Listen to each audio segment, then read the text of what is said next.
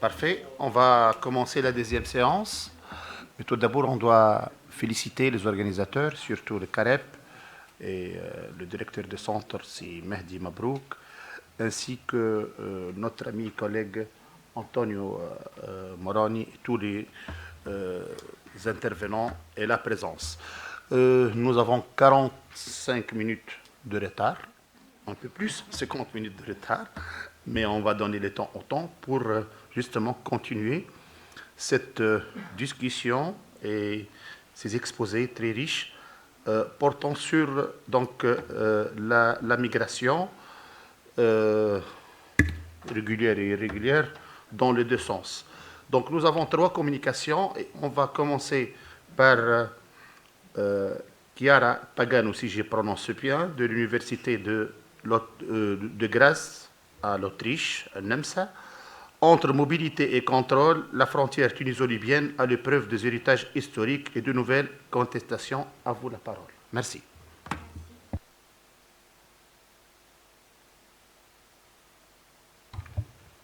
Oui, okay, merci. Je voudrais tout d'abord exprimer mes plus sincères remerciements à l'organisation de ce colloque pour l'invitation et ainsi qu'à vous tous et toutes pour votre présence ici. Et je m'excuse pour mon français, qui n'est pas ma langue maternelle, donc je ne parle pas le français si bien, mais je vais essayer. Et donc, je suis vraiment très contente de pouvoir contribuer à cette réflexion collective sur les mobilités humaines et les politiques frontalières vues par la Tunisie et évidemment avec une présentation qui portera sur un travail qui est toujours en cours et qui s'appuie sur plusieurs périodes de recherche de terrain que j'ai menées dans le gouvernorat de Médine, à la frontière entre Libye et Tunisie. Je suis en train d'essayer de projeter la carte, oui. Et entre 2018 et 2023. Et pendant cette période, j'ai eu l'opportunité de collecter des données variées dans cette région, notamment à travers des entretiens avec des acteurs locaux, municipaux, mais aussi les citoyens. Et après, avec des personnes en mobilité, soit tunisiens qui non tunisiens, et des travailleurs et des organisations internationales qui sont présents à la frontière et qui sont eux-mêmes et elles-mêmes des migrants, soit migrants internes qui viennent d'autres parties de la Tunisie et vont travailler à la frontière, soit des migrants internationaux qui on appelle expats, mais en fait ce sont des migrants eux-mêmes. Donc l'idée c'était de voir comment la société de la frontière s'est reconfigurée et comme en réponse au changement de contrôle frontalier dans cette région-là, qui a été vraiment au cœur de plusieurs intérêts politiques, soit au niveau national, soit à l'international, et surtout avec beaucoup de pression par l'Union européenne, et on a peut-être touché déjà dans la session et qui vient de terminer. Et donc la frontière tuniso-libyenne est une région qui, au moins depuis 2011, se trouve au centre d'attention, puisqu'en fait, elle a joué un rôle crucial dans les contrôles de mobilité globale à travers la Méditerranée centrale aujourd'hui. Et cet espace, c'est un espace soit d'émigration, soit de migration, et se caractérise par ses traversées constantes, mais aussi par des interventions institutionnelles qui visent de façon croissante à réguler et contrôler ces flux. Donc cette frontière est devenue un sujet central dans le débat autour de ce qui, depuis 2014, on appelle la crise des réfugiés ou de la migration. Mais en fait, je partage l'interprétation de chercheurs comme Alice Bellagamba et des autres qui ont écrit avec elle que la crise des réfugiés et des migrants, c'est en fait une histoire et une crise des frontières. Et pour comprendre pourquoi la crise qu'on appelle la crise des réfugiés, c'est une crise des frontières, je pense qu'il faut interroger le concept même de frontières. Et dans mon cas, je trouvais particulièrement utile d'examiner cette frontière et en général les frontières, le concept de frontières et de territoires à travers le prisme des études africaines, des études postcoloniales et des théories critiques de l'État. Et ces études-là nous apprennent que même si elles sont communément conçues comme de lignes tracées sur des cartes pour séparer des entités concrètes et souveraines, telles que les acteurs étatiques ou souverain-étatiques, les frontières peuvent également être considérées comme le résultat des processus liés à des circonstances socio-historiques contingentes qui dérivent par des formes spécifiques de domestication et mobilisation d'espaces et des espaces et aussi des ressources, et pas seulement par des acteurs étatiques et par conséquent dans une perspective top-down, mais aussi par des individus et des groupes qui croisant ou peuplant ou habitant la frontière, la traversant, et donc dans une perspective bottom-up. Et à partir de ces considérations-là, donc la notion également des territoires étatiques a été mise en question par ces études-là et est reconsidérée comme un espace qui n'est pas seulement déterminé par la zone de souveraineté de l'État, mais aussi comme le produit de l'intersection de corps et mouvements, qui se définit par l'ensemble de ces mouvements-là, et qui sont des mouvements auxquels les acteurs historiquement situés résistent ou qu'ils réalisent. Et donc le territoire, ce n'est pas l'effet de la souveraineté étatique seulement, mais aussi de la mobilité. Et d'autre part, comme le souligne Achille Mbembe, jusqu'à l'événement du colonialisme, le processus de territorialisation qui ont affecté les continents africains ont été le résultat d'un rapport dynamique et pas statique avec l'espace. Et il s'agissait de ce qu'il appelait des territorialités itinérantes, et où les États fonctionnant comme de machines à peupler, et donc l'attachement au territoire et à la terre était tout à fait relatif.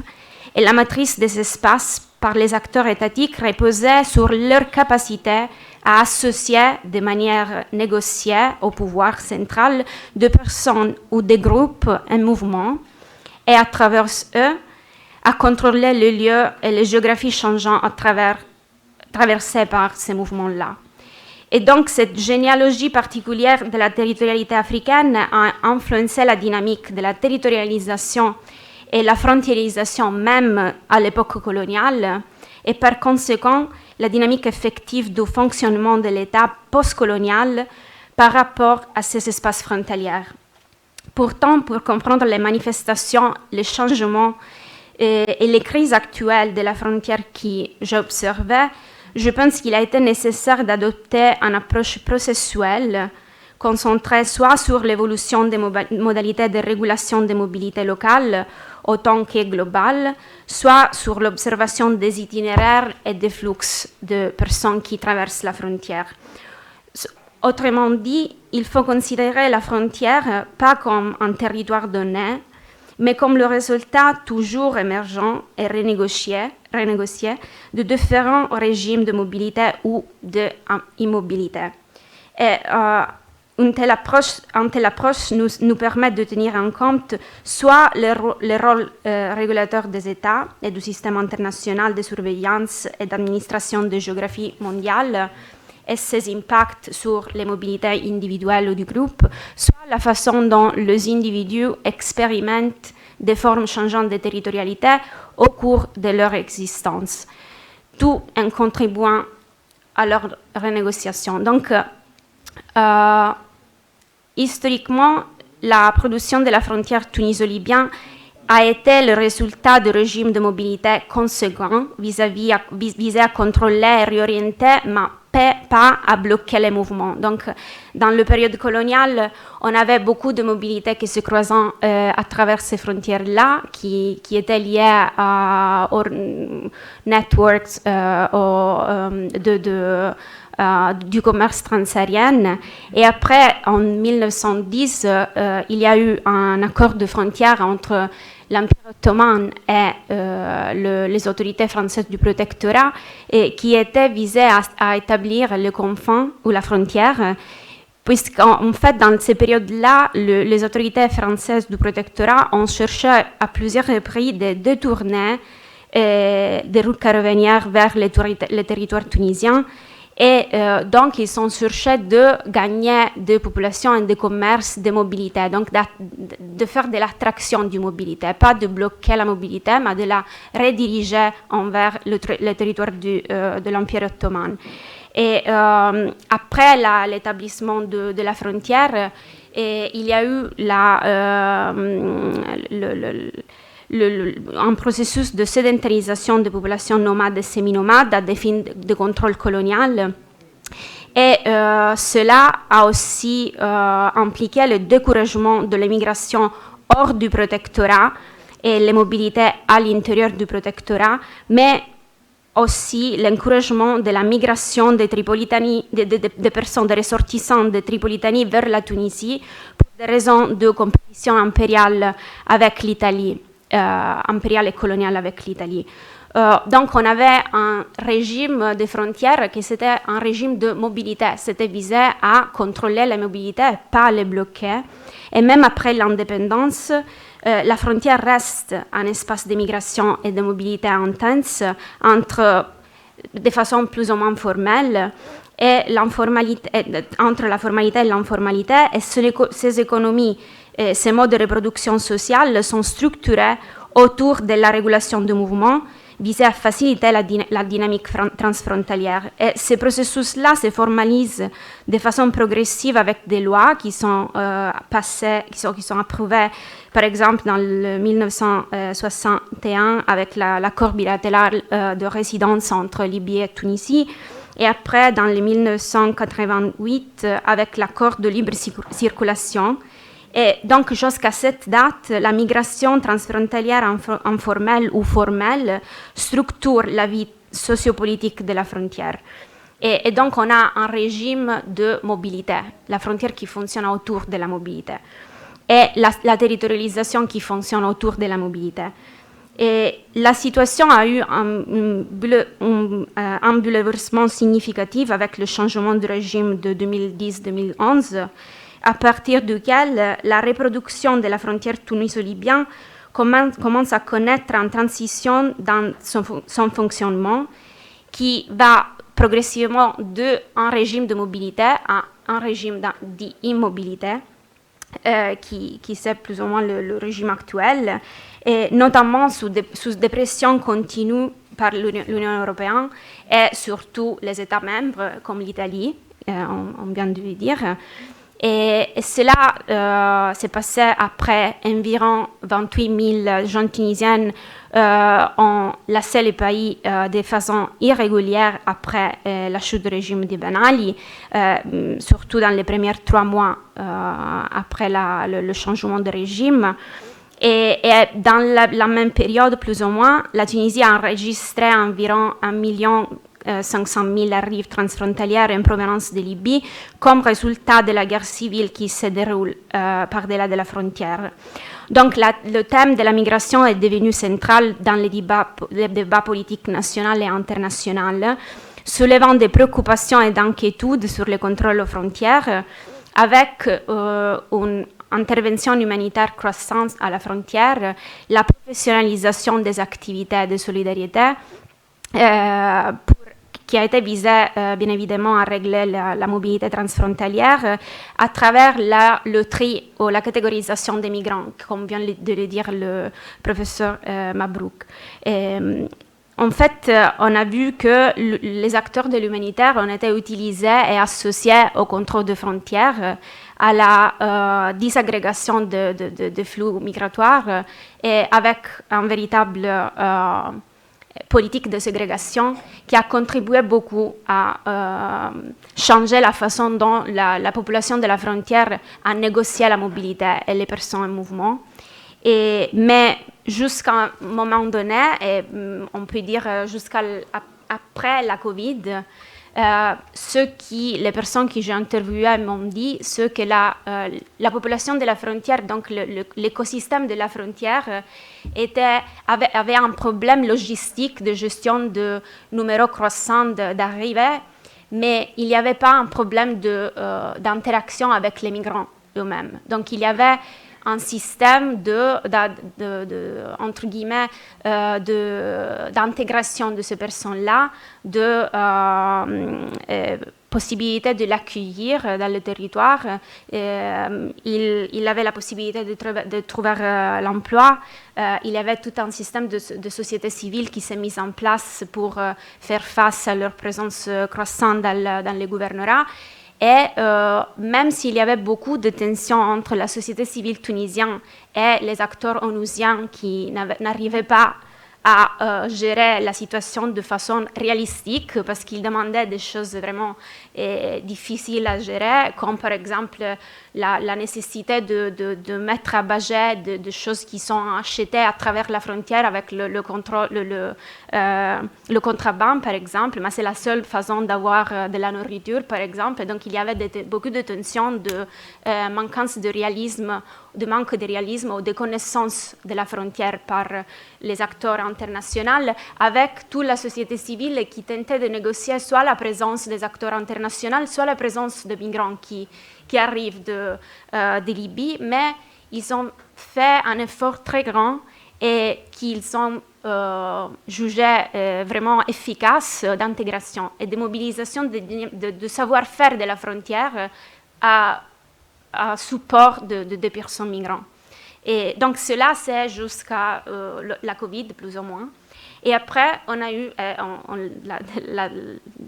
on l'a déjà discuté, la pression européenne qui a suscité l'idée qu'il y avait des flux incroyables de migrants qui étaient en train d'arriver en Tunisie, et donc qu'il y avait un risque de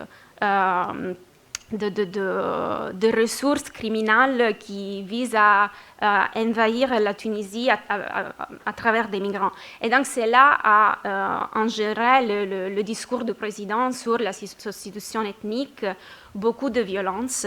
Et donc il y avait un besoin par la population de la frontière de maintenir la frontière comme un régime de mobilité, donc de maintenir la mobilité à travers la frontière, parce que la mobilité à travers la frontière est considérée stratégique. Je ne sais pas si... J'avais un fragment d'un entretien que je voulais vous lire, mais en fait, j'avais un des personnes que j'ai parlé avec qui m'a dit Ben Garden est en petite Libye, et surtout depuis 2011, la frontière est devenue stratégique pour notre survie. Nous savons tout qu'il est illégal de tirer profit de la contrebande des marchandises, mais nous ne pouvons pas nous en passer. C'est tout simplement comme ça. Donc il y avait une perception de l'importance de maintenir la frontière ouverte et la possibilité de la traverser. Et après, le discours du président, et surtout dans le cas de Medellín, du gouverneur de Medellín, après juillet 2023, puisqu'ils ont dit qu'ils n'ont pas eu ce problème-là juste après le discours du février, mais plutôt après les déportations par Sfax. Et donc ils ont dit que la frontière entre la Libye et la Tunisie est passée du statut de point d'entrée dans la société tunisienne à celui des prisons. Et en fait, il y a eu cette perception d'un bouleversement vraiment dramatique entre un régime de mobilité vers un régime d'immobilité qui n'était pas naturel du tout pour la frontière, parce que la frontière s'était habituée à négocier la présence des personnes en mouvement et à être ouvert, en fait. Et donc, une des personnes que j'ai parlé avec, il m'a dit le problème a commencé à Sfax. Les autorités ont commencé à arrêter différents migrants et demandeurs d'asile ici et là, dans tous les pays, puis les ont tous amenés ici à Medellín. Cela nous fait un peu peur, car contrairement à ce qui s'est passé auparavant, ces personnes ne sont pas ici par choix, mais parce qu'elles ont été amenées de force. Et nous considérons cette situation comme très dangereuse, car elle va exposer la communauté locale à la violence. Les migrants vont devenir agressifs, et à juste titre, mais nous craignons leur réaction maintenant, vous comprenez? Nous commençons à voir comment il suffit de quelques secondes pour détruire un travail communautaire de 10 ans. Donc ils disent, on n'avait pas la perception de risque pour la présence des migrants. La perception du risque est émergée après ces personnes ont été ramenées de force ici. Donc ce n'était pas leur choix d'être ici, de traverser la frontière, de la négocier, mais ils ont été amenés par force et donc ils sont devenus agressifs et à juste titre. Et donc après j'ai eu une autre discussion avec une autre personne qui a mobilisé beaucoup, la question de l'histoire de la Tunisie. C'est pas ça, la slide. Bon, c'est bon, je vais le lire. Donc, de l'histoire de la Tunisie en relation aux mobilités à travers la frontière et aux mobilités continentales et méditerranéennes. Ce personne-là m'a dit, jusqu'à là, normalement, on avait des flux. Par exemple, des Maltais, des Italiennes qui débarquaient en Tunisie par milliers. Les Tunisiens ont vécu toute son histoire avec l'autre. Les Arabes qui sont venus, les Romains, etc. Ces dernières années, c'est le temps des pays africains. Mais autrefois, ils venaient aussi en Tunisie. C'était pour étudier, parce que la mosquée de Zitouna, c'était l'université de l'Afrique. Ce n'est pas seulement l'éducation religieuse, parce que la mosquée Zitouna, c'était des centaines d'universités. Donc, les gens de l'Afrique subsaharienne qui venaient, ils faisaient aussi du commerce. Parce que la Tunisie, c'est un gare, c'est un lieu d'échange. Autrefois, il n'y avait pas de frontières, il n'y avait pas d'interdiction, ça n'avait pas de sens, pas de visa, ni rien. Même en ce qui concerne la traite des esclaves, la Tunisie était un plaque tournant. C'est pour cela qu'il y a eu un lien avec l'Afrique subsaharienne jusqu'aujourd'hui. Donc, quand les frontières étaient ouvertes, il y avait une libre circulation, soit de l'Afrique subsaharienne vers la Tunisie et vice-versa aussi. Donc, la libre circulation existait quand les frontières étaient ouvertes, quand il n'y avait pas de visa. Maintenant, bien sûr, ce n'est pas plus du tout comme ça. Maintenant, c'est comme si on est l'Europe. Et cela m'a vraiment frappé comme affirmation, la perception d'être en train de devenir l'Europe parce qu'on clôture la frontière. Donc, c'est-à-dire, je vais prendre l'exemple de la France.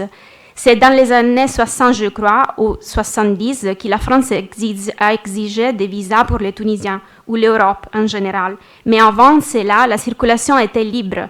Les Tunisiens allaient en Europe et vice-versa. Maintenant, ce sont les frontières qui se ferment. Et c'est ça. Cela change donc les comportements des Tunisiens. Et ça change bien sûr les routes migratoires. Donc, il y a l'idée que la clôture de la frontière change le comportement. Cela rend les personnes plus violentes. Et donc, c'est vraiment un bouleversement dramatique, quoi. C'est comment il m'a été décrit par mes intervieweurs. Et après, cette personne-là, elle m'a dit, nous comprenons la diplomatie internationale et le fait que le gouvernement ne peut pas éviter d'entamer des négociations avec l'Europe, mais nous savons aussi que la solution à nos problèmes ne viendrait pas par l'Europe, mais plutôt de la frontière, une frontière ouverte. Donc, il y a l'idée que l'État, il faut qu'il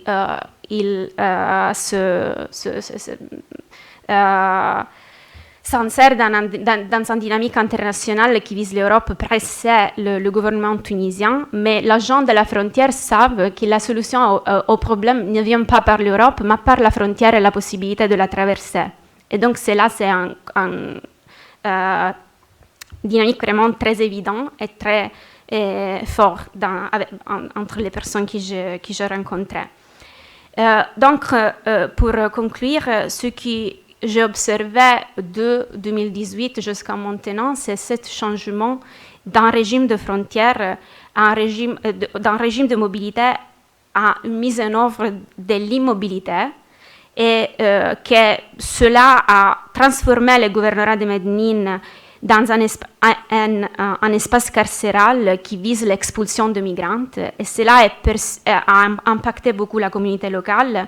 Donc, il y a eu un passage de la facilitation de l'accès à la restriction des mouvements qui déstabilise la communauté, mais la crise ne s'est pas imputée aux migrants, mais aux politiques étatiques et aux politiques de l'Union européenne, et ça c'est très important. Et donc, ce n'est pas une crise de la migration, une crise des réfugiés, mais c'est une crise du régime des frontières. Et donc, la conséquence de cela, c'est que la frontière va se redéfinir comme une barrière avec l'augmentation du racisme et de la violence. Il y avait des personnes qui me disaient on a la frontière ouverte, mais maintenant on a des frontières dans notre tête. Et ça nous a créé beaucoup de problèmes. Et le fait de clôturer la frontière a aussi des impacts de stress économique, tension sociale dans ces frontières-là, parce qu'ils vivent du contrebande et du commerce à travers la frontière. Et donc la réponse de la communauté, ça a été pas seulement d'accueillir le discours, le récit de l'État, mais aussi de le résister, et donc de s'engager, de s'organiser pour essayer de supporter les migrants quand même. Et il y a eu aussi une réitération de l'importance d'un fonctionnement de la frontière axé sur la mobilité et pas sur l'immobilité. Et donc ça, c'est ma contribution. Merci. Merci vivement, Chiara Pagano, pour cet exposé clair et riche, portant sur la frontière tuniso-libyenne, qui est vraiment une frontière en crise. L'histoire pèse lourd. D'abord, il y a cette histoire de Limès et de Foussatoum, depuis l'époque antique. Ensuite, il y a cette Ifriqiya hafside qui s'étale dans la région de Fezzan et dans la région tripolitaine. Et ensuite, une frontière officielle qui a été tracée à la hâte en 1910 entre les autorités militaires françaises et les pachaliques ottomans de Tripoli.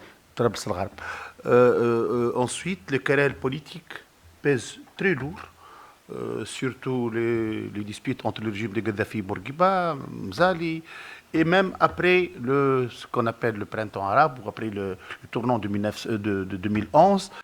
Donc, on peut comparer ça aux circulations de sang dans le corps. Il y a des moments de diastole et de systole pour la frontière tuniso-libyenne. Donc, un grand merci.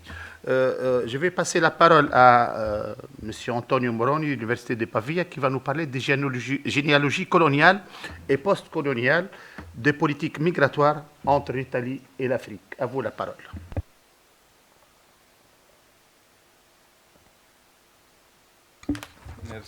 Merci, Monsieur le Président.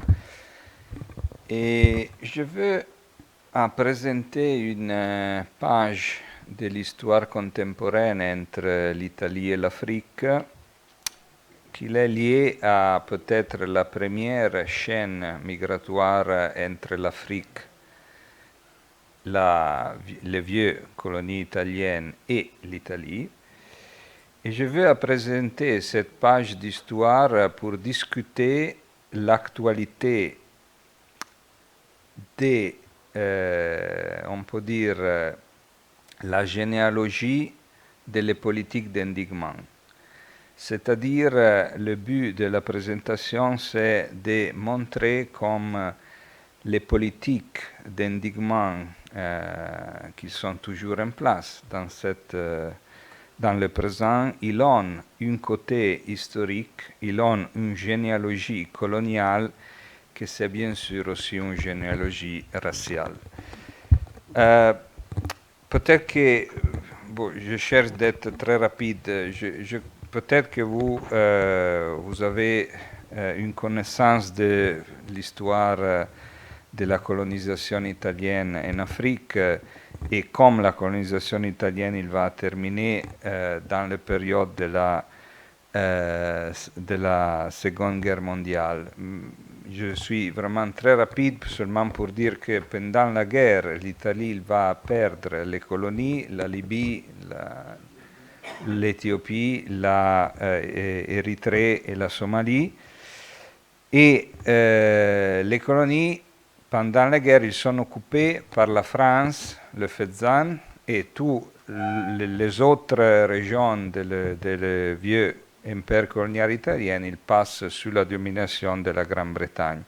Et ils restent occupés militairement juste à l'indépendance de la Libye dans le 1951 et la fédération de l'Érythrée et l'Éthiopie dans le 1952 et le retour, on peut dire, de l'Italie en Afrique et en Somalie avec l'administration des tutelles italiennes en Somalie dans le 1950.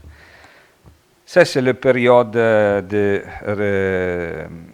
mon présentation. Et voilà que pendant la période de l'occupation des colonies, il y a eu beaucoup d'anciens, on peut dire, intermédiaires de la société coloniale italienne et aussi beaucoup de militaires qui l'ont servi dans l'armée coloniale, qui se sont retrouvés très rapidement dans une situation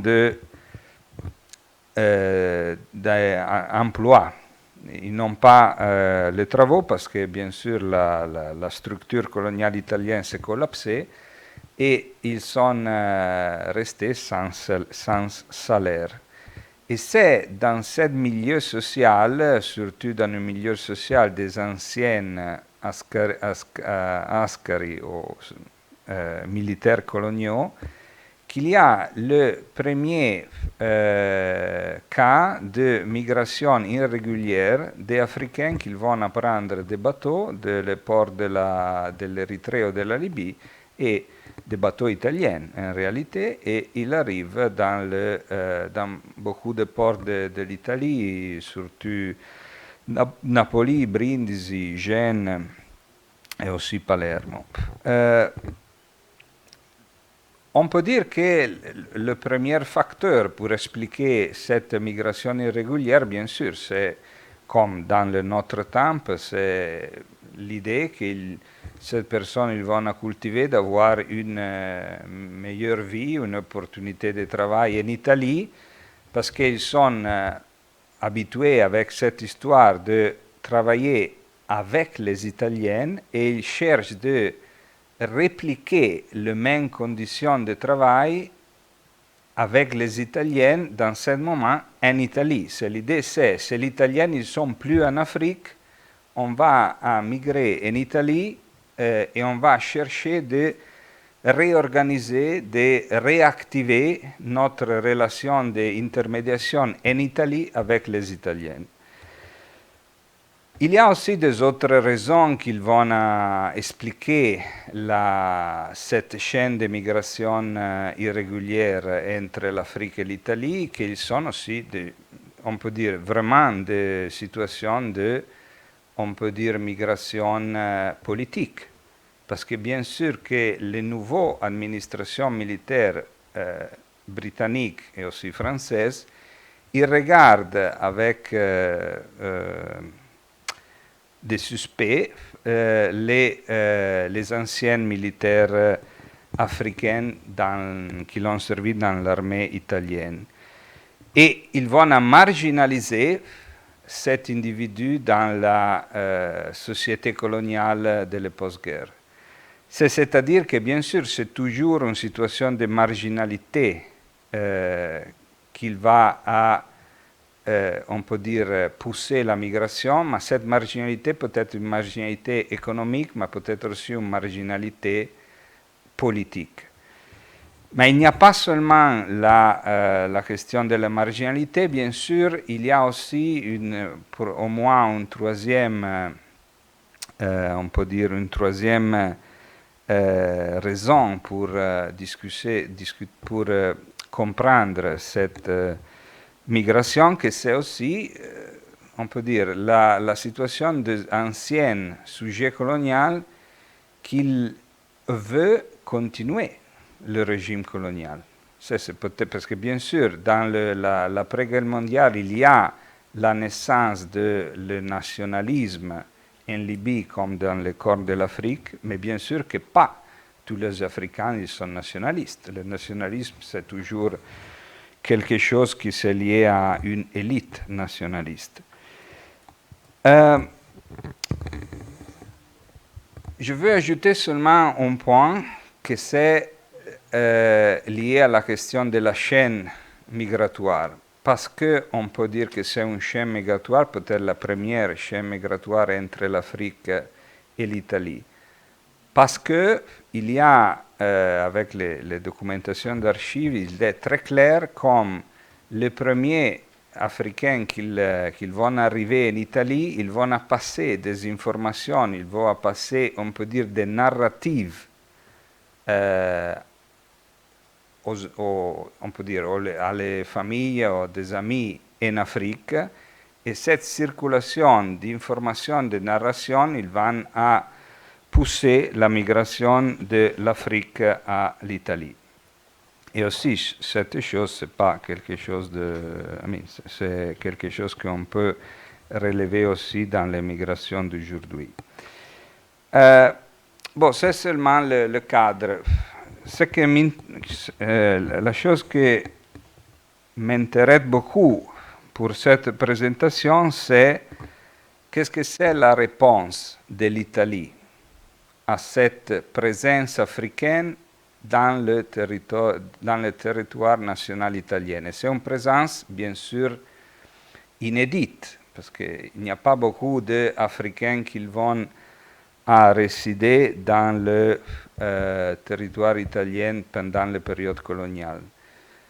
Sont vraiment, sont pas beaucoup, et surtout ils viennent avec une permis. Et ça, c'est un cas différent, parce qu'ils viennent, cet Africain, ils viennent en Italie dans une façon irrégulière. Qu'est-ce que c'est la réaction, on peut dire, de le gouvernement, des autorités italiennes? On peut dire que dans une première phase, les autorités italiennes ont organisé le recrutement de tous les Africains arrivés en Italie, soit qu'ils sont des anciens militaires ou non, ou pas. Pourquoi? Il y a deux raisons. La première raison, c'est bien sûr de faire une propagande colonialiste pour dire les Africains qui viennent chez nous, ils sont bien traités, ils vont donner un travail, ils deviennent des militaires dans notre nouveau armée nationale, et voilà que nous sommes toujours des bons colonisateurs. Mais en réalité, la chose c'est aussi une autre. C'est que l'être dans l'armée, il assure le contrôle des Africains. Parce que si vous êtes dans les armées, vous êtes résident dans la caserne et sous l'autorité d'un officier italien. Et c'est-à-dire que, au contraire de la propagande coloniale, la réalité c'est que cette personne, il reste en Italie, mais il reste sous un mécanisme de contrôle très proche, très précis. Bien sûr que cette situation, il est une situation particulière parce que ces personnes, ils sont toujours des sujets coloniaux, ils ne sont pas des citoyens étrangers. Mais il y a cette idée que, bien sûr, parce qu'ils sont des sujets coloniaux, ils ne peuvent pas aller librement, se déplacer librement sur le territoire italien. Cette politique, il va changer beaucoup, complètement, on peut dire, dans le 1949. qu'est-ce qu'il passe dans le 49? Dans le 49, les Nations Unies ont décidé sur la sorte des anciennes colonies italiennes. Ils ont décidé pour l'indépendance de la Libye et la fédération de l'Érythrée à l'Éthiopie. La situation internationale s'est complètement changée et l'Italie n'a pas plus aucune raison pour auberger cette Africaine en Italie, pour cette idée de faire une propagande procoloniale. Dans ce moment-là, les politiques des autorités italiennes, et surtout de l'ancien ministère de l'écologie, qui il est toujours en fonction en Italie. Le ministère il sera fermé seulement dans le 1953. Sur la décision de le ministère, c'est très simple. Il faut renvoyer les Africains en Afrique. Pourquoi? Parce qu'ils ne peuvent pas rester en Italie.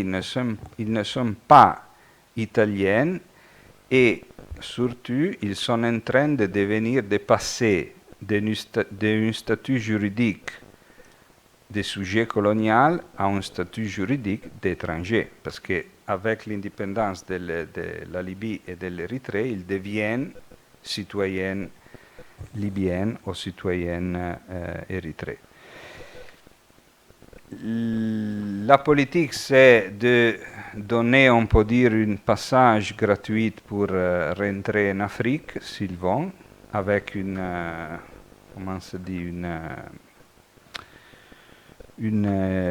petite liquidation, ils vont donner subvention. Mais la question, c'est que pas tous les Africains, ils sont disponibles à rentrer. Bien sûr que dans les documents d'archives, c'est très clair. Il y a des Africains qui sont prêts à rentrer pour beaucoup de choses, beaucoup de raisons. Bien sûr pour que l'Italie il pousse pour rentrer, mais aussi parce qu'avec l'indépendance des pays d'origine, ils vont penser de pouvoir faire on peut dire quelque chose de bon dans ces pays d'origine. La question c'est pour les personnes, pour les Africains qui ne veulent pas rentrer en Italie. Qu'est-ce qu'il passe? La politique italienne il devient plus en plus dure. Parce que l'ordre du ministère italien, c'est de prendre ces personnes qui sont hébergées dans les casernes de l'armée et de les déplacer, c'est la parole qu'on trouve dans les documents, mais on peut dire de les déporter, dans des centres qui in italien s'appellent centri per stranieri indesiderati, on le peut traduire comme centre pour étrangers indésirables. Ils les vont à déporter dans ce centre et ils deviennent des internés. Ils deviennent des internés et ils restent dans ce centre, surtout dans le centre que l'Italie va à gérer à Lipari, c'est une île très proche de la Sicile, et une autre structure que c'est pas loin de Rome, à Frascati. Et voilà qu'ils restent dans cette prison, parce que c'est des prisons, jusqu'à la déportation finale en Afrique. Voilà que la conclusion, c'est très clair. L'évolution de cette politique italienne, on est dans la période après la Deuxième Guerre mondiale, l'évolution c'est le contrôle à travers l'armée et puis internement et déportation en Afrique. Voilà que c'est très proche de ce qu'il va passer avec les politiques d'endiguement maintenant. Et on peut dire, bien sûr que l'autre possibilité, c'est de donner la citoyenneté italienne à les africaines. Et en réalité, aussi une autre fois, dans les documents de l'archive, il y a des lettres que ces Africains qui sont dans la prison, ils vont écrire à le ministère pour demander ça, ou quelque chose de très proche à ça. En réalité, ils ne vont pas demander la citoyenneté italienne, ils vont demander une citoyenneté afro-italienne, quelque chose de très similaire à la citoyenneté coloniale qui est prévue dans le régime institutionnel de colonialisme italien. Mais bien sûr que cette possibilité il n'est pas discutée dans le côté italien parce que c'est clair, ces personnes ils sont considérées comme différents, comme sujet ancien, sujet colonial, et comme racialement différent. Ce n'est pas possible de dire que cette personne il peut être italienne. Et ils sont refoulés, ils sont retournés en Afrique. La conclusion, c'est, pour mettre en liaison le passé et l'histoire avec le présent, qu'en Italie, et je crois comme en Tunisie, il y a toujours ce discours, cette narrative très fréquente qu'on ne peut pas accueillir toutes les personnes, tous les Africains. Ils sont trop. On ne peut pas.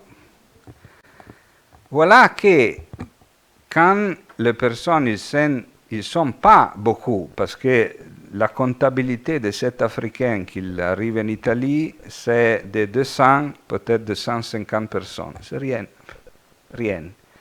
Mais aussi, quand ils sont vraiment pas beaucoup de personnes, la réponse, c'est la même. Le problème, ce n'est pas la quantité, mais c'est le racisme. Merci.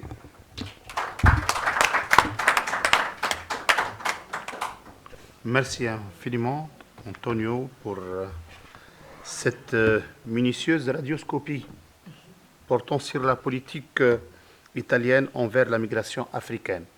Peut-être par curiosité, je voudrais savoir, connaît-il cette politique envers les Albanais pendant l'époque coloniale? On va changer de cap, on va vers le Maroc, mais toujours à travers l'Italie. Donc c'est dans une perspective historique que professeur Federica Ferrero de l'Université de Pavia va nous parler de mobilité humaine entre le Maroc et l'Italie. Elle va focaliser sur un cas très précis. Ce sont les Marocains dans les écoles italiennes de Tanger entre cosmopolitisme colonial et identité postcoloniale. Human mobilities between Morocco and Italy and historical perspective. À vous la parole. Merci beaucoup, professeur Mokni, et merci beaucoup à tout le monde. Je m'excuse si je vais parler en anglais, mais mon français, c'est pas bon pour donner une conférence. Yes, as Professor Mokni said, I'm presenting a paper not related to Tunisia, but to another African country, Morocco, that can similarly be considered au carrefour migratoire entre Afrique et Europe. Specifically, my presentation, which is the result of a shared project of research. Yes, sure, okay. My presentation, which is the result of a research project shared with Antonio, and which is still in progress, examines what can be conceptualized as the first migratory chain between Morocco and Italy. This migratory chain was catalyzed by the Italian acculturation of Moroccan students who attended Italian schools in Tangier, in Morocco, and later moved to Italy after completing their studies. Today, these people live in Italy as Italian citizens.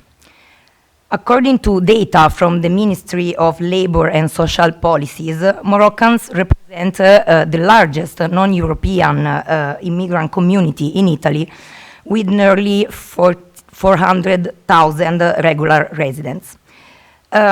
Existing migration literature indicates that Italy, along with Spain, became a destination for Moroccan migrants beginning in the 1980s, primarily for unskilled labor.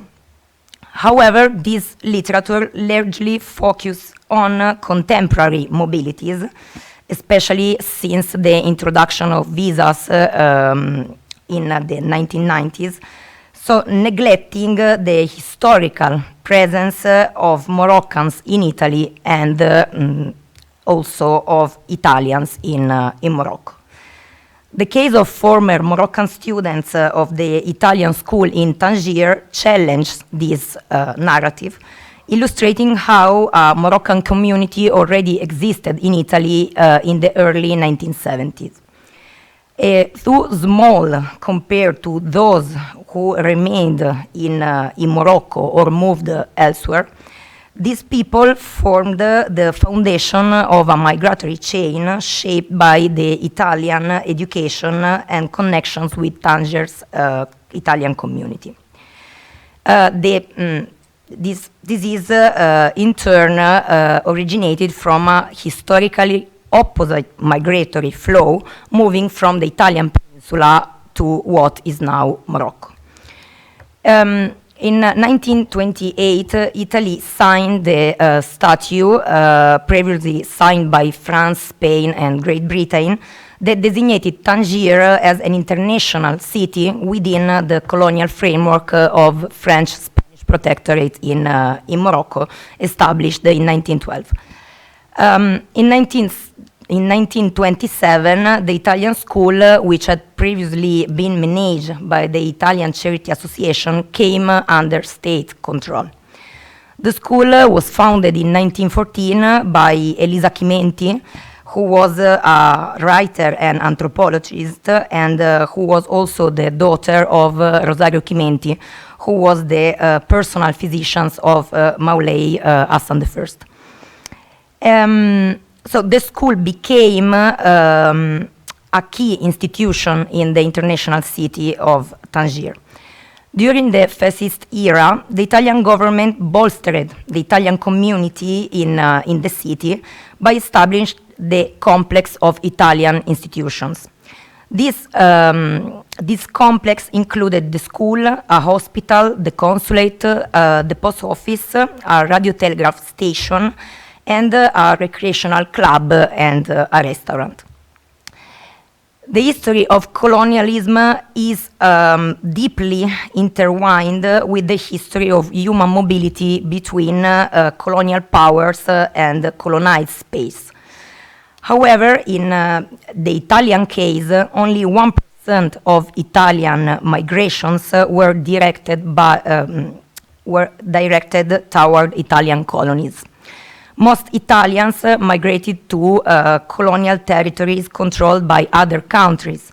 For example, Tunisia and Egypt. I think that we all know that in Tunis there was the biggest Italian community in the Mediterranean region, but they also migrated to other North African countries as like Algeria or Morocco.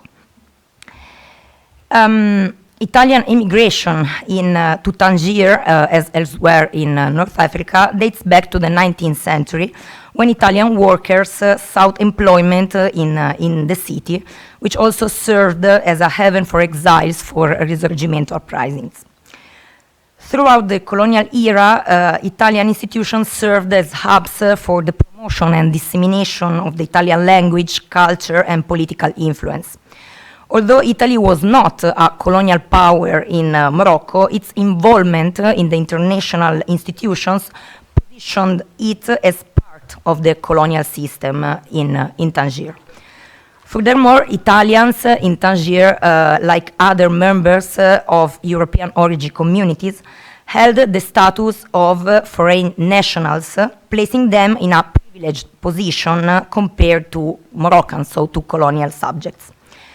Until Morocco's independence in 1956, Italian schools were predominantly attended by Italians, whether born in Tangier, in other Moroccan cities, in Italy, or elsewhere.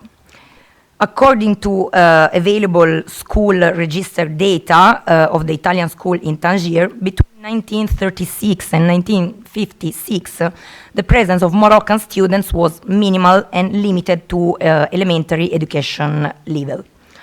However small their numbers, these students did exist. One example is Soufiane, who began attending the Italian school during the colonial era and completed his studies after Morocco's independence. Soufiane ultimately decided to remain in Tangier, where he still lives today. And he told us that his father chose to enroll him in the Italian school because he worked for Italian institutions. So the experiences of individuals like Soufiane or his father, who lived in close proximity to European communities and aligned more with the colonizer than the colonized to which they belonged, illustrate the complexity of colonial society. Their lives challenge the binary framework of colonizers versus colonized that is often used to analyze colonial dynamics.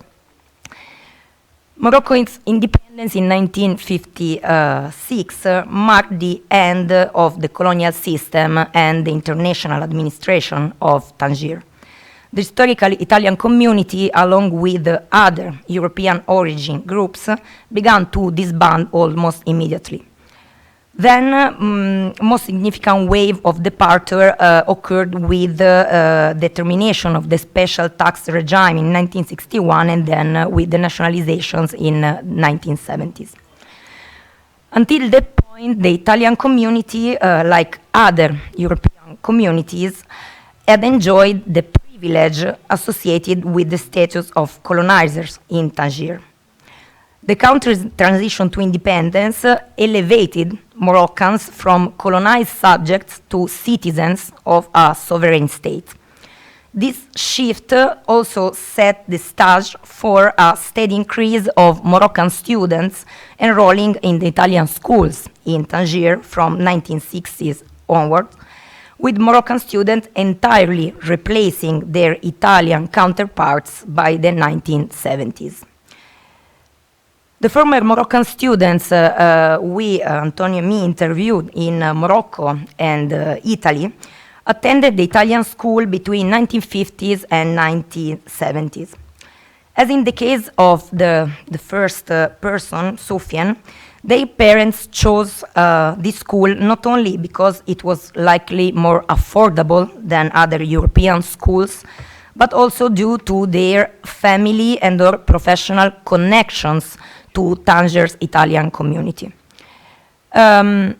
Furthermore, in the Tangerine society of 1950s and 1970s, during the transitional period following the independence, European economic and trade interests remained important, and so choosing a European education during this time was seen as a pathway to greater social mobility.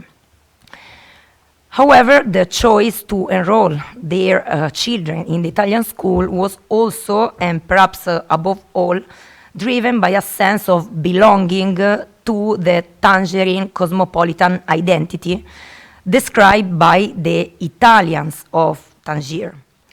The paradigm of cosmopolitanism, understood as the social, linguistic, and cultural cross-fertilization between various European backgrounds, has been and continues to be used to describe cities in colonial Mediterranean contexts such as Tangier, Alexandria, or Tunis.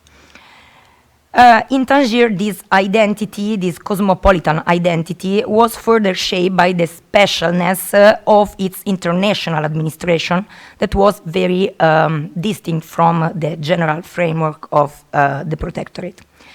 Italians in Tangier, former students of the Italian school, whom we interviewed in Morocco, Italy, and Spain, conceptualized the Tangerine cosmopolitan identity as Tangerinity. When identifying themselves, so now we are talking about Italians, not Moroccans, but when they identify themselves within a national category, Tangerinity often takes precedence over individual national identities, including their Italian heritage. Many Italians born and raised in Tangier experience Italy primarily through education and propaganda of Italian institutions, or through the stories of friends or relatives. If they had direct contacts with Italy, it was typically during a short period of holidays or family visits. In the international and colonial city of Tangier, Moroccans were not only colonized, not only subjects, but were also excluded from this Tangerinity.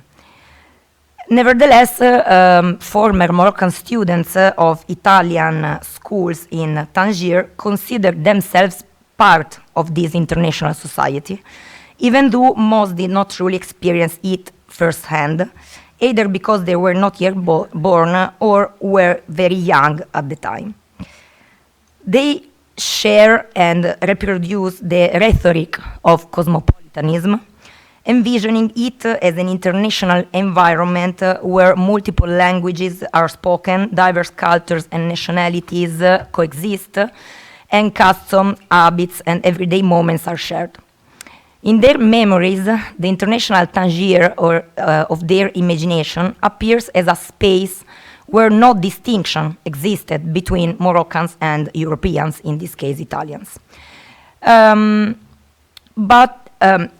one of the people we interview, we call him Nader, as Nader recalls, in Italian schools, Moroccan and Italians were all together because the school was the mirror of the city, a cosmopolitan multilingual city.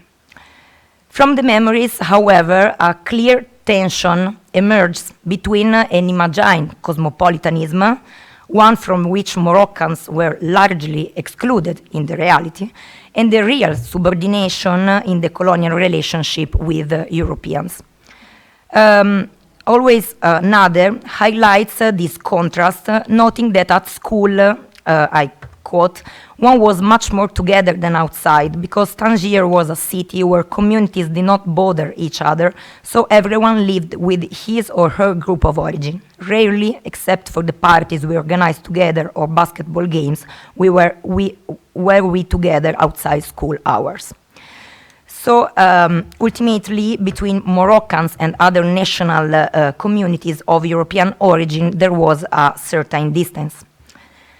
The paradox of Tangerine cosmopolitanism lies precisely in the fact that Moroccans were often more cosmopolitan than Europeans, if we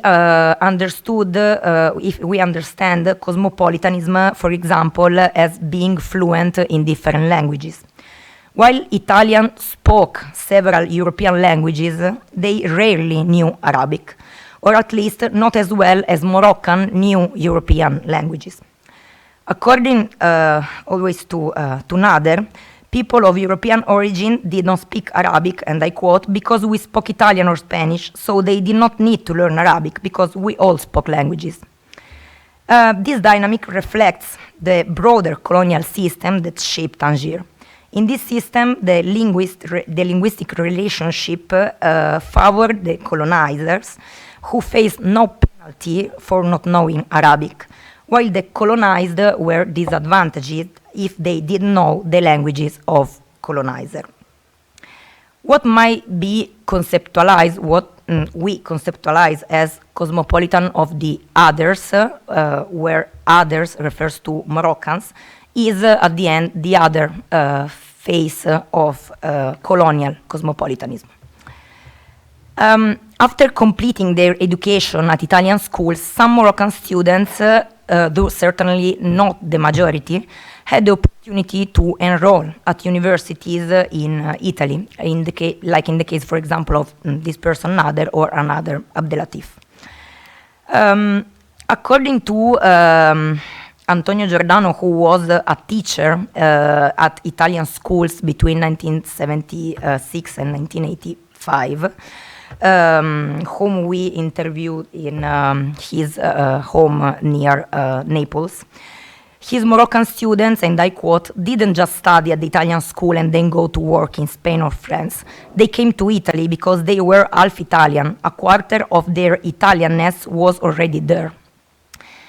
In the memories of, for example, Nader Abdelatif or another woman, Salma, their ease of integration into Italian society is quite evident, largely due to their fluency in Italian, which provided a significant advantage once in Italy. However, the Italy they encountered was not the idealized version they had imagined as students in Italian schools, an image another time shaped by education, propaganda, and media. Instead, they found a country that was markedly more provincial than Tangier.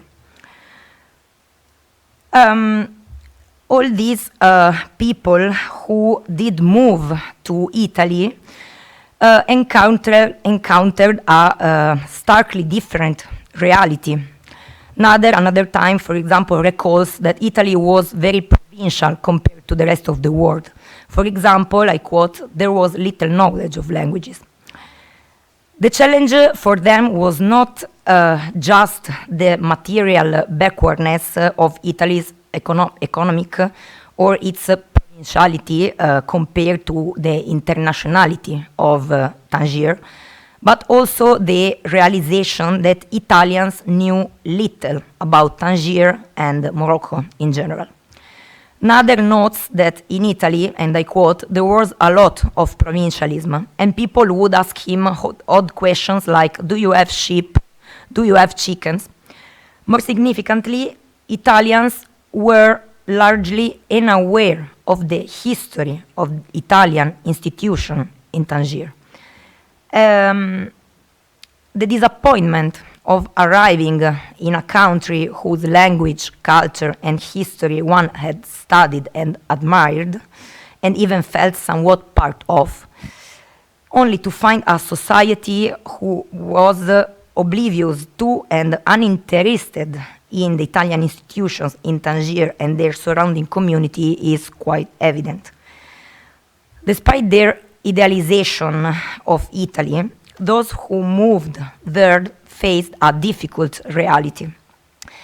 The apparent ease of integration, aided by their knowledge of the language, concealed a deep struggle, a long and sometimes painful process of adaptation and a confrontation with an Italy unwelcoming of religious and cultural pluralism. Ultimately, Italy was a racist country. Nader, another time, admits he faced fewer challenges being accepted, not only because he spoke Italian, but also because his physical appearance did not match stereotypical perceptions of someone of Moroccan origin.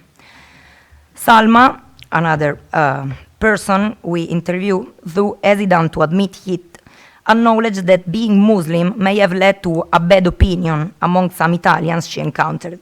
She notes, and I quote, there are people here who do not know a single one of the monotheistic religion and prejudice the others. So the life experiences of these people illustrate that Italian society was and continues to be profoundly racist. Despite the quarter of Italianness, which Antonio Giordano believed facilitated their integration, it was upon arriving in Italy that Nader realized, and I quote, there was a difference between Moroccans and Italians. He admits that he already knew it while living in Tangier, but it was not so evident. Ultimately, Italian national identity offers no space for him or for them. These people speak perfectly Italian. They attended Italian schools in Tangier, and in some cases, they also attended university in Italy. They worked in Italy. They built their families there and developed personal and professional ties within Italian environments, both in Tangier and in Italy. And moreover, for decades now, they have been Italian citizens, as are their sons or their daughters. Despite all this, their Moroccan origins and Muslim faith mark them as different and ultimately other within Italian society. In conclusion, for the former Moroccan students of the Italian school in Tangier, crossing the physical border between Morocco and Italy also meant crossing linguistic, cultural, and identity boundaries. These borders are activated the moment they are crossed. And those who choose to embark on a path of mobility towards Italy found themselves compelled to conform to a singular national identity. In doing so, they effectively relinquished the cosmopolitan identity of the colonial era, and this identity, another time, was more imagined than real, as it rested on the subordination of the colonized to the colonizers. Once in Italy, however, these people also face the need to question their own Italianness. And so, in conclusion, this identity acquired through their education all'italiana, so in an Italian way, and reinforced by their connection to the Tangerine Italian community, was ultimately incompatible with the version of Italianness imagined by Italians in Italy. And thank you. Thank you so much, Frédéric, for this very rich presentation. Donc, la culture, l'identité dans cette scuola italienne, dans des villes cosmopolites, à l'instar de Tanger ou bien Tunis ou Sfax ou Bonn ou Lacal ou Tabarka ou Alexandrie, c'est la même chose, ça se passe la même chose pratiquement. Et une question de la recherche identitaire, des interférences très riches, très importantes à donc interpréter. On va rester dans les interférences, on va passer à l'audience pour justement poser des questions peut-être et quelques éclaircissements. Donc, on ouvre le débat. Oui.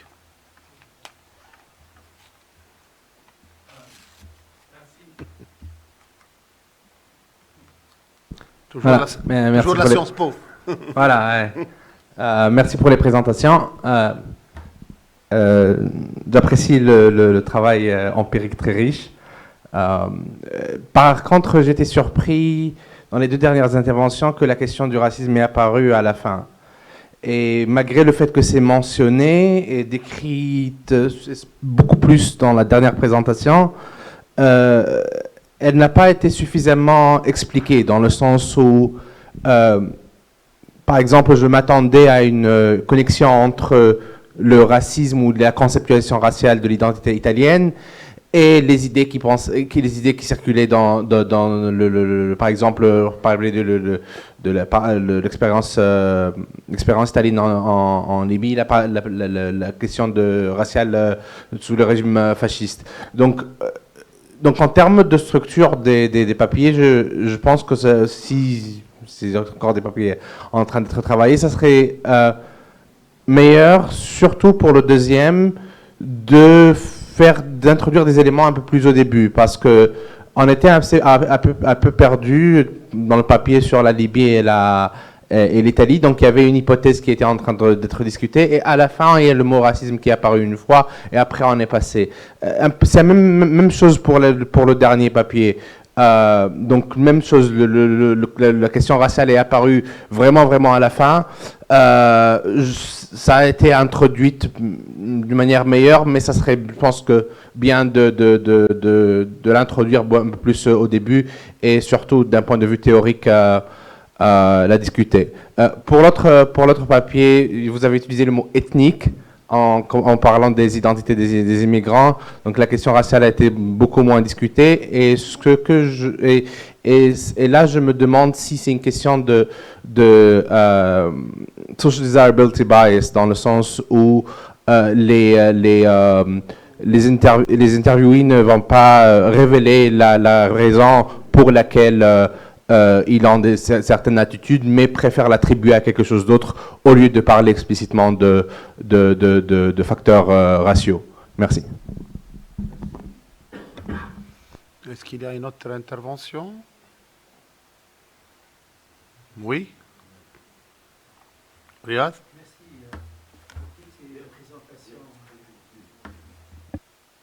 Merci pour toutes ces présentations riches.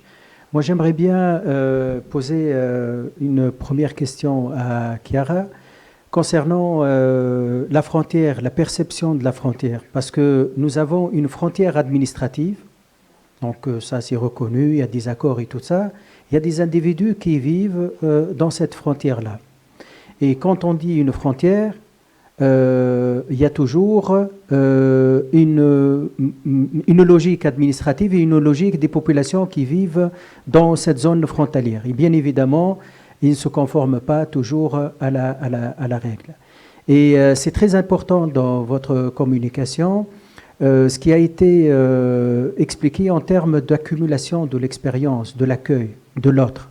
Sauf que ce qui est arrivé en 2011 en Tunisie, c'était plus qu'exceptionnel, parce qu'on était face à un flux qui représente à peu près le 10e de la population tunisienne totale. Donc peut-être là, il faudrait le mettre sur, l'expliquer peut-être, certes par un contexte de générosité, par une volonté de ne pas vivre la honte, de voir des personnes vivre une misère atroce dans le sud tunisien pendant cette période. Mais il y a un effort très important d'organismes nationaux depuis Tunis, des différentes régions, l'armée tunisienne aussi qui a joué un rôle important, les organismes internationaux et l'aide internationale. L'aide internationale, que ce soit l'aide européenne ou l'aide des pays arabes. Donc, oui, bien sûr, la société civile qui a essayé de trouver... pourtant, au temps de Ben Ali, il y avait quelques associations, et à ce moment-là où il y avait des flux, il n'y avait pas ce foisonnement rapide d'associations qui a été créé après 2011. Donc là, on est face à une réponse citoyenne à une situation de crise. Et là, on peut parler d'une crise migratoire, ce n'est pas quelque chose de fictif. Là aussi, pour l'intervention d'Antonio, là, quand vous parlez, je réfléchis toujours au cas français que je connais le plus, c'est qu'il y avait un besoin de la main-d'œuvre coloniale pendant la période de la Première Guerre mondiale, et on a fait venir beaucoup d'immigrés, notamment des Asiatiques, aussi des Nord-Africains, pour travailler, ils étaient mobilisés non seulement comme des soldats, mais aussi ils étaient mobilisés dans l'arrière-front, dans les usines, les fermes et tout ça. Et il se trouve immédiatement, après la fin de la guerre, on a constaté que certains d'entre eux s'étaient mis en couple avec des femmes françaises et tout ça, donc on a décidé de les renvoyer directement dans leur pays d'origine. Et cela est lié à une conception raciale. Moi, j'ai lu une fois un rapport du ministre de l'Intérieur français de l'époque qui était extrêmement choqué de ces mariages mixtes et de cette mise en couple avec des veuves entre des Maghrébins et des veuves de soldats français. Donc là, aussi au niveau de l'internement, c'est une pratique qui était non seulement dans les pays coloniaux, mais aussi dans les pays colonisés. c'est que peut-être ce que nous ne savons pas, mais certains ne le savent pas, mais parce qu'il n'y a pas d'études là-dessus, c'est que par exemple, quand il y a eu le déclenchement de la Première Guerre mondiale, les Anglais, les Français et tout ça ont cherché à intercepter tous les Allemands qu'ils avaient repérés en Méditerranée, mer des matelots, et les ont enfermés dans des territoires coloniaux. Donc là, la question coloniale, je pense que c'est très pertinent de la développer dans un cadre colonial. Et l'héritage colonial aussi, je finis juste avec cet exemple, c'est qu'il y a un autre exemple aussi intéressant, c'est qu'en 1939, il y a une loi qui a considéré les ressortissants des Allemands comme étant des ressortissants des puissances ennemies.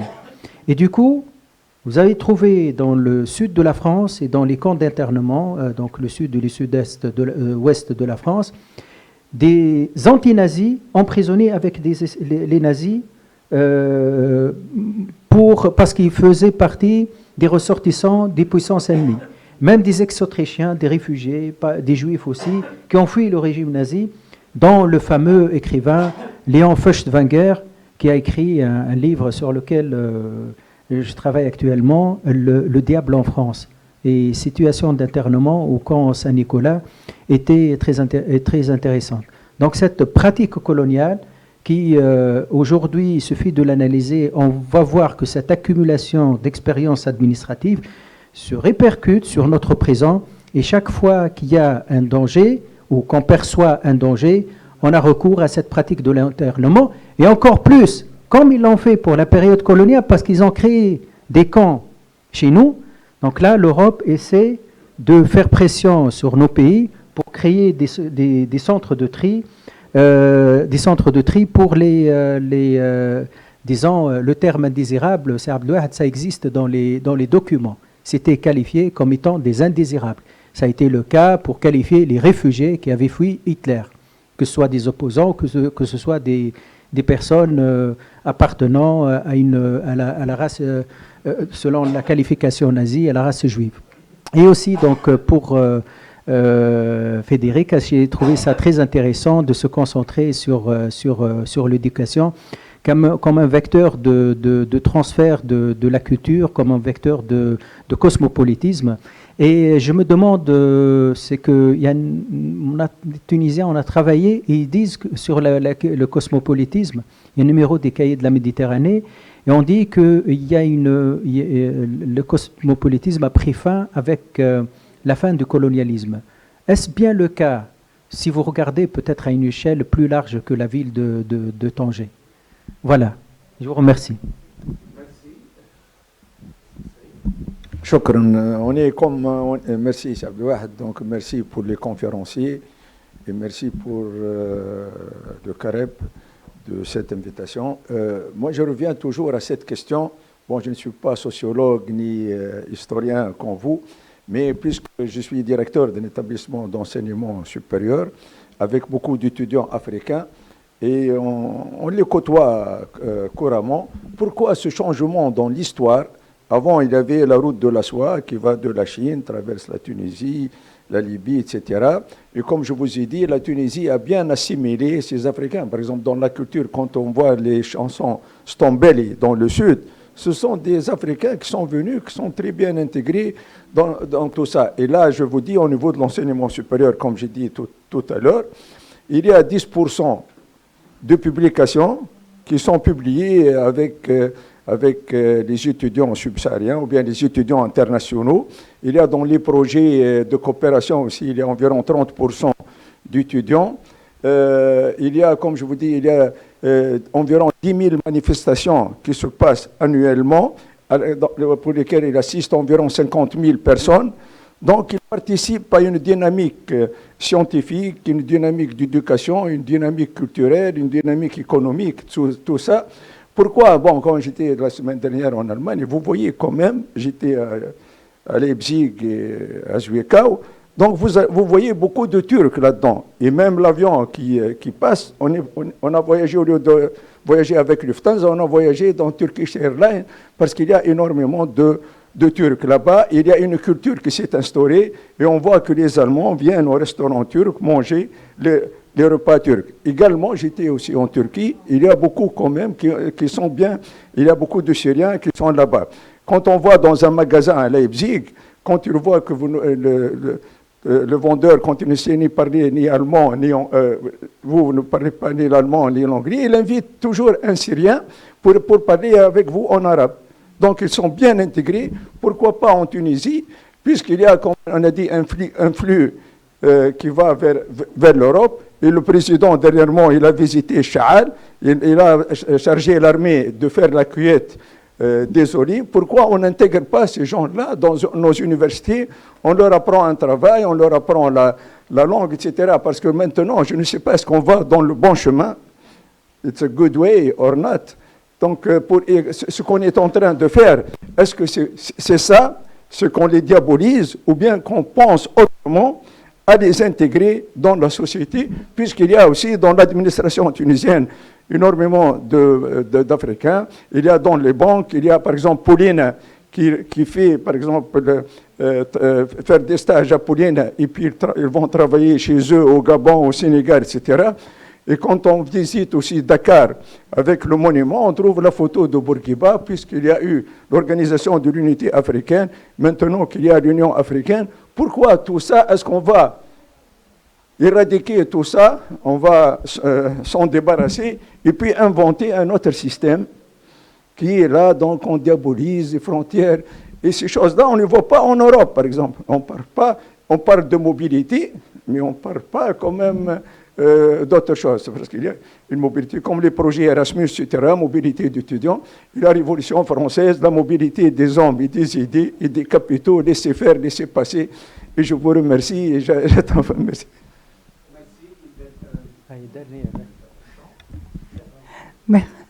Merci. En fait, moi, j'ai deux petites questions qui s'adressent à M. Morone et à Mme Ferrero, c'est bien ça. Alors, ma question pour M. Morone, c'est, vous avez parlé justement de la militarisation, les militaires et ainsi de suite. Vous avez parlé de colonisation et de colonialisme italien. Est-ce que vous ne pensez pas plutôt que c'est un colonialisme européen? Parce que en Tunisie, par exemple, on a vu des Tunisiens qui ont été enrôlés dans les guerres du Cambodge, les guerres de Syrie et compagnie. Et quand il s'agissait, par exemple, à la fin de ces guerres, quand il fallait justement revenir, que ce soit en Tunisie ou en France, se revenait en Tunisie, il n'y avait pas de souci, ils s'en débarrassaient, c'était tant mieux. Et si par contre il fallait revenir en France, là c'était vraiment, j'ai envie de dire, on avait la sortie de l'esprit colonialiste. Il fallait dénigrer sa culture, son identité, sa religion et compagnie. Est-ce que c'est pas justement plutôt une notion colonialiste européenne, n'est pas seulement une notion colonialiste italienne comme vous l'avez spécifié? Pas de souci. Par rapport à Mme Ferrero, je vais parler doucement pour que vous puissiez me comprendre. Je vous en prie. Prego. En fait, je vais poser ma question en français parce que je préfère l'éviter de poser en italien quand même. Vous avez parlé de cosmopolitisme et de cosmopolitisme dans les écoles italiennes à Tanger, n'est-ce pas? Moi, je sors d'une école française en Tunisie. J'ai fait une partie de mes études supérieures en France. Je suis désolée de vous dire quelque chose. Le cosmopolitisme qu'on m'a appris à l'école, au lycée, c'est au port de la Goulette. Une fois arrivé au port de Marseille, ce cosmopolitisme-là n'était plus visible. C'était une autre manière d'être. J'étais devenue l'arabe. Donc j'étais ici, je n'étais pas l'arabe. Là-bas, je le suis devenu. Et je pense que je suis restée. Et je suis très fière de l'être. Avec beaucoup de recul. Est-ce que vous, justement, vous savez, on a acquis, j'ai envie de dire, nous, une grande ouverture dans ces écoles-là, qu'elles soient... Parce que j'ai aussi une partie de mes études en Libye, primaire. Et donc j'étais dans une école franco-italo-libyenne. Donc vraiment, c'était général. Est-ce que vous ne pensez pas justement que nous qui sommes un petit peu, ce que je disais tout à l'heure, dans la rive sud, on nous apprend ce cosmopolitisme et cette ouverture, alors que lorsqu'on va de l'autre côté, justement, j'ai presque envie de dire, on voit les frontières qui se ferment et on voit justement une sorte de personnes qui se braquent et qui vous refusent, un refus réel de l'autre. Merci. Merci. Donc, d'abord, on va inverser les classements, ou bien on va commencer par Frédérica. Donc, la première intervention, il a posé une question sur le racisme, la question raciale. La seconda che ti ho chiesto, ti ha semplicemente chiesto se il caso di Tangeri avesse senso, come dire, espanderlo su altri casi di studio.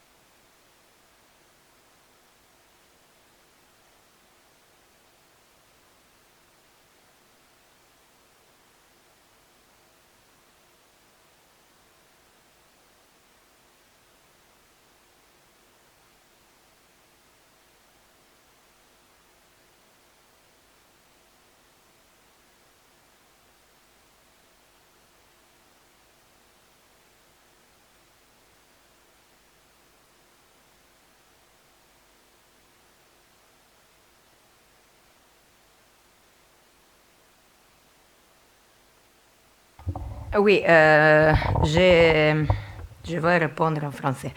Et, merci. Et comme, oui, comme nous avons discuté, nous avons étudié le cas de Tanger parce que j'ai fait mon doctorat sur le Maroc et j'ai pris mon doctorat au Maroc.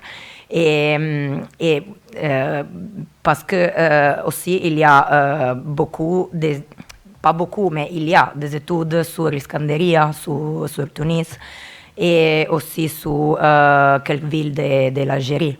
Mais il n'y a pas des études historiques sur Tanger. Et les autres choses, c'est que Tanger a été une ville comme spéciale pour l'administration. C'est un côté juridique qu'il n'y a pas dans le cas d'Iskanderia ou autre, au Tunis, par exemple. Oui, merci. Antonio? Oui, merci. Et je cherche de répondre à toutes les questions dans une seule façon. Et bien sûr que bon, la méthodologie de l'histoire, il va prendre des cas d'études et il faut faire après ça des comparaisons. Bien sûr que la comparaison entre le cas du colonialisme italien et le cas du colonialisme français en Afrique, c'est un cas très bien étudié. Et aussi dans tous les processus de formation, on peut dire, des institutions coloniales italiennes, le modèle français, c'est juste ici, c'est le modèle, parce que aussi l'État italien, on peut dire, dans un côté d'histoire administrative, il se va former avec le modèle de l'État français. Mais au contraire, dans une demande de relations politiques internationales, le principal sujet de comparaison, c'est la Grande-Bretagne, parce que c'est la Grande-Bretagne qui va faciliter toutes les actions coloniales de l'Italie en Afrique. La chose, c'est que dans le cas de l'Italie, il y a une grande différence entre l'Italie et la France, parce que l'Italie, jusqu'à les années 60, 1960, il est un pays qui va à exporter des travailleurs. Il n'y a pas, comme en France, la nécessité d'avoir des sujets coloniaux en Italie pour travailler. Et c'est pour ça que, par exemple, pendant la Première Guerre mondiale, il n'y a pas une situation très similaire avec la France. Et bien évidemment, il n'y a pas cette présence massive de sujets coloniaux dans l'espace de la métropole italienne jusqu'à la période de l'après-guerre, la Deuxième Guerre mondiale. Mais bien sûr que mais en faisant cette comparaison, il y a des autres questions similaires parce que, par exemple, la question des relations mixtes, c'est toujours le même. Dans le cas de colonisme français ou dans les cas italiens, par exemple, certains de ces ascaris africains qui sont à Napoli, ils connaissent des femmes italiennes, ils se vont marier avec le rite musulman, avec un imam qui va les marier libyennes, et c'est-à-dire qu'il y a la première, de mon avis, il y a la première communauté africaine, libyenne à Napoli, parce que ce n'est pas seulement des choses, s'il y a un mariage, il y a un imam, c'est une communauté, c'est quelque chose qui va dépasser la famille. Et bien sûr que la réaction des autorités italiennes, c'est la même. Ils cherchent on peut dire, d'éviter ça, de limiter, de contrôler. Plus en général, la question de l'eurachisme. C'est clair, l'eurachisme, c'est une partie qui va constituer le projet colonial jusqu'à le début. Ne c'est pas la peine de dire que le colonialisme c'est raciste. On ne connaît pas, on doit le connaître. La question c'est que le colonialisme, c'est un laboratoire de l'eurachisme. La première loi raciste italienne, ce n'est pas la loi de 1938 contre les Juifs. C'est le 1937 ou aussi le 1933 dans le cadre de l'élabo raciste colonial en Afrique. Et puis, bien sûr, que cet expériment dans l'Afrique, ils vont être aussi déplacés dans les métropoles. Et la dernière chose, bien sûr, la question de l'internement. Oui, c'est clair, c'est quelque chose aussi que c'est déjà utilisé pendant la colonisation italienne, dans le début de la colonisation italienne. Juste dans la première partie de le colonialisme, les Italiens ils vont utiliser les travaux forcés en Somalie, ils vont interner presque la totalité de la population civile del Barca. C'est clair, c'est rien de nouveau, mais la question c'est que cette pratique coloniale, ils se vont à répliquer pour la première fois dans le territoire de la métropole, et dans cette idée d'une accumulation de ce passé colonial qui ne passe pas, il faut dire, pour venir à ce sujet de l'européisation de ce conseil de colonialisme, bien sûr, de mon côté, de mon avis, la question très importante, c'est de dire que ce processus d'accumulation, c'est de l'Afrique à l'Italie, mais de l'Italie, on peut dire aussi, à toutes les relations que l'Italie, maintenant, il va on peut dire, à garder avec les autres pays de l'Europe et de la Méditerranée. L'accumulation, ce n'est pas seulement verticale, c'est une accumulation aussi horizontale. On peut dire que dans la période coloniale, cette pratique raciste, bien sûr qu'ils vont être gardés dans le périmètre de la frontière coloniale, l'Italie et les colonies. Après la fin de la colonisation, cette, on peut dire, politique, ils vont être élargis aussi dans le contexte européen et dans les relations entre l'Italie et aussi les autres pays africains. Merci. Parole à Chiara qui commence. Oui. Et donc, je vous remercie pour les questions. Et en fait, ça me donne la possibilité d'expliquer des choses que je n'ai pas approfondie parce qu'il n'y avait pas de temps pendant la relation. Et en fait, ma recherche, c'est effectivement sur la perception de la frontière. Donc, comment ça changeait avec le changement de contrôle à la frontière. Et je trouve qu'il y a vraiment, même au niveau administratif, la perception de la frontière, c'est plus fort envers Tunis qu'envers la Libye, pour les personnes qui vivent à Médine. Donc, et cette spécificité qu'ils gardent, c'est lié beaucoup au mouvement. Donc, ils disent qu'ils dépendent beaucoup par le commerce à travers la frontière, le contreband, mais c'est un commerce qui s'est semi-informel. En fait, il y a l'informalité, mais il y a aussi des situations floues. Mais aussi, il y a beaucoup de personnes, spécialement par exemple, à Zerzis, beaucoup de monde qui ont migré. Et avec l'immigration, ils ont fait beaucoup de... ils se sont substitués à l'État dans plusieurs cas. Et il y a cette perception-là. Il y a la perception d'être différent et d'être des populations de frontières, d'être plus proche de la Libye. J'avais un de mes interviewés qui m'a dit je m'identifiais avec la Tunisie, je sais que je suis en Tunisienne, mais économiquement, je suis 80% libyenne. Et donc, j'avais beaucoup du monde qui me disait c'est beaucoup plus de temps pour arriver à Tunis que pour arriver à Tripoli. Si je vais à Tripoli, je semble en libyenne. Mais si je vais à Sfax, ils me disent que je suis libyen, que je ne suis pas tunisien. Et donc, il y a cette perception de la frontière, même administrative dans le sens du gouvernorat. Il y a la perception que ce gouvernorat, c'est quelque chose de différent. Et même dans la gestion de la mobilité, il y a la perception qu'à Médine, on n'est pas comme les personnes à Sfax, qu'ils n'acceptent pas. On accepte, on intègre. On a fait beaucoup de travail pour l'apprentissage de la façon humanitaire pour gérer l'augmentation du flux des personnes.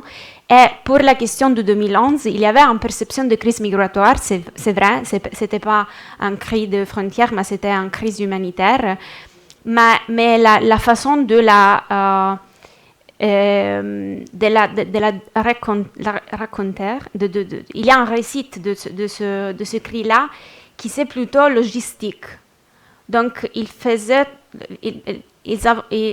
ont cherché des appuis internationaux, même avec la coopération avec les pays d'origine de personnes qui traversaient la frontière, pour gérer ces numéros vraiment très importants de personnes qui arrivent et qui ont fui la Libye.